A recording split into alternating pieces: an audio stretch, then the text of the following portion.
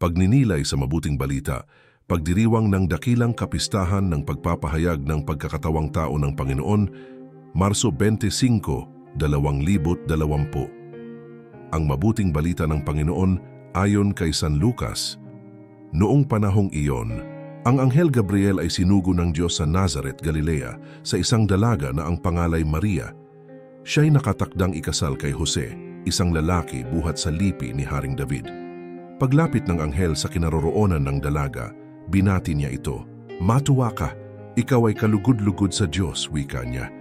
"Sumasa iyo ang Panginoon." Nagulumihanan si Maria sa gayong pangungusap at inisip niyang mabuti kung ano ang kahulugan niyon. Kaya't sinabi sa kanya ng anghel, "Huwag kang matakot, Maria, sapagkat kinalulugdan ka ng Diyos. Makinig ka, ikaw ay maglilihi at manganganak ng isang lalaki at siya'y tatawagin mong Jesus. Magiging dakila siya at tatawaging anak ng kataas-taasan. Ibibigay sa kanya ng Panginoong Diyos ang trono ng kanyang amang si David. Maghahari siya sa angkan ni Jacob magpakailanman at ang kanyang paghahari ay walang hanggan." "Paanong mangyayari ito gayong ako'y dalaga?" tanong ni Maria.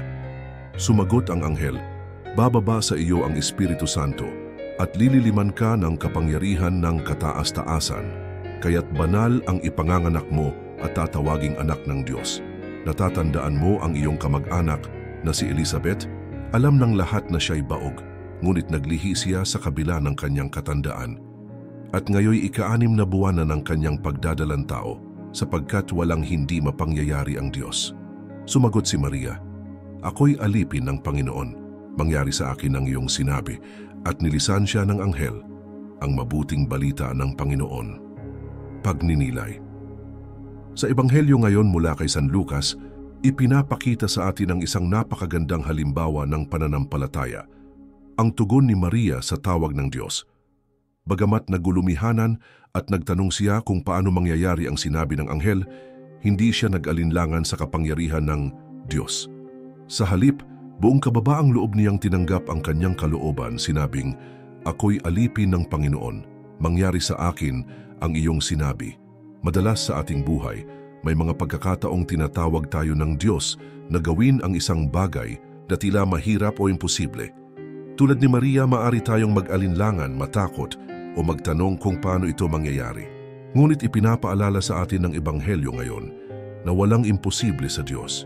Kung tayo ay magtitiwala at magpapasakop sa kanyang kalooban, mararanasan natin ang kanyang dakilang plano para sa atin. Naway tularan natin si Maria, isang pusong mapagpakumbaba at handang sumunod sa Diyos kahit hindi natin lubos na nauunawaan ang kanyang mga plano. Sa gitna ng ating mga pagsubok, matutunan nating sabihin, "Mangyari sa akin ayon sa iyong salita." Manalangin tayo. Panginoong Diyos, salamat sa iyong salita na nagtuturo sa amin ng kahalagahan ng pananampalataya at pagsunod sa iyong kalooban. Tulad ni Maria, minsan ay naguguluhan at natatakot kami sa mga hamon ng buhay.